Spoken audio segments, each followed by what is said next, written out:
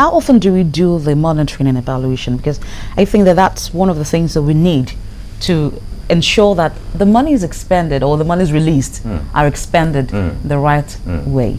It should be done on monthly basis. I mean, when funds, for instance, are released in the month of October, by November, there should be a close monitoring to be sure that those funds are not just sitting down in the bank account of the MDA or of the ministry, just earning interest. And at the end of the day, they are unable to perform the return the principal, and the interest has gone somewhere else. That's why you can still see that in spite of the budget, the poverty in the system is still very high. Nigerians are still hungry. The unemployment issue is rising. Has moved from 54% in 2004 to 71% as of 2011. I don't know the current ratio now. Despite the fact that yes, we are earning so much from oil, the common man is not feeling the impact. It's not going down the line to really affect lives. Industries are still crying because those funds are still not going to where they ought to go. So I believe that budget ought to be properly monitored and implemented. When this is done, then it will affect the economy as a whole and allow us to grow.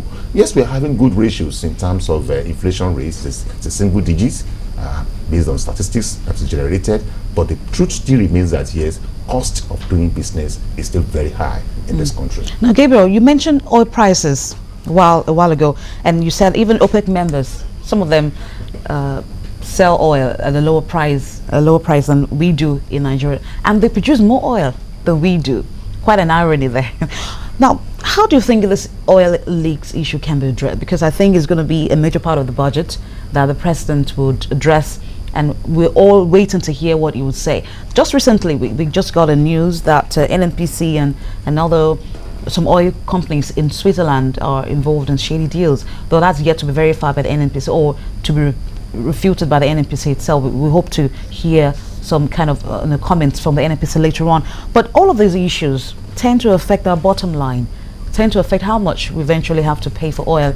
Don't forget, we also export to refine, and all of this will affect how much eventually have to, pen down as to the benchmark for the budget.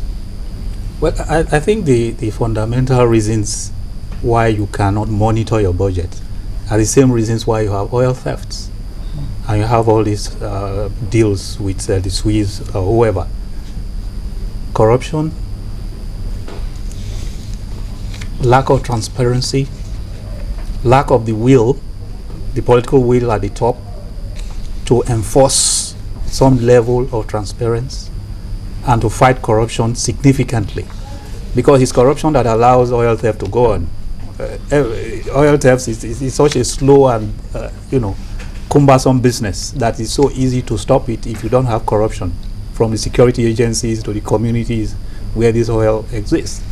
And if you have a system that is essentially corrupt, both the monitors that are to monitor the budget and the people who are being monitored are all working together in an alliance of corruption. So no matter how much monitoring on paper you set up, when the monitoring process is compromised by corruption, then you don't get any result from monitoring. You don't get any result from the effort to stop oil theft, because oil theft is something that is really like specific to Nigeria.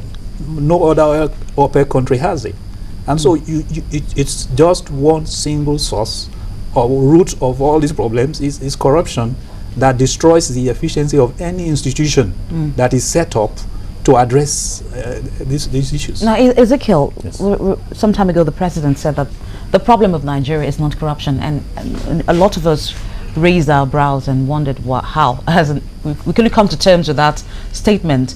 But if, like Gabriel said, that we're having the challenge of corruption, how do you think we can come to terms with the fact that we need to address oil theft in Nigeria, which has been linked to corruption? We need to face the facts. As Gabriel said, corruption is a big monster that must be handled in several areas. He has talked about the issue of the oil. For instance, now oil has two components: the quantity and the unit price. The unit price, Nigerian fixed $79. Why $79? The federal government proposed $75. That's the highest that we even have in the oil producing countries. Why can't we fix it at 50? Oil is a depleting asset. it will not be there forever. As we bring it out, the quantity remaining will not continue to increase forever. It will stop flowing one day. So we just need to plan and see that, yes, we don't eat with our 10 fingers. If we can plough back. So like, so ideal to have said, okay, let us make it $50 per barrel. And then we are now able to save the difference if we are fortunate, for instance, to sell at 95 or 100 or 105, or if the unfortunate happens, because the buyers too are also making efforts to even see how they will also reduce their own expenditure. What if tomorrow something happens through solar or some other things again, they are now saying, we don't need your oil again? I will say Nigeria will not exist. It will exist definitely. So it will have been nice for us to look at how we can save. The quantity, we have raised the barrel per day, to 2.5 million, and that is quite high. We could have been very, very conservative. The average in 2011 was 2.1 million barrels per day, but then we raised it to 2.5 because we want to accommodate more revenue to be able to cater for corruption, so to say. Because the more funds you have, the more money available to share. And what is being shared for? Recurrent expenditure, allowances, bogus allowances. So I believe that indeed corruption must be tackled. Otherwise, more money that we keep on appropriating as budget will continue to filter into mundane things that will not really lead to the growth of the economy. Secondly, we also need to look at the corruption in terms of our contracts. When what could be done elsewhere with 100 million is being done in Nigeria with $1 billion, how do we grow?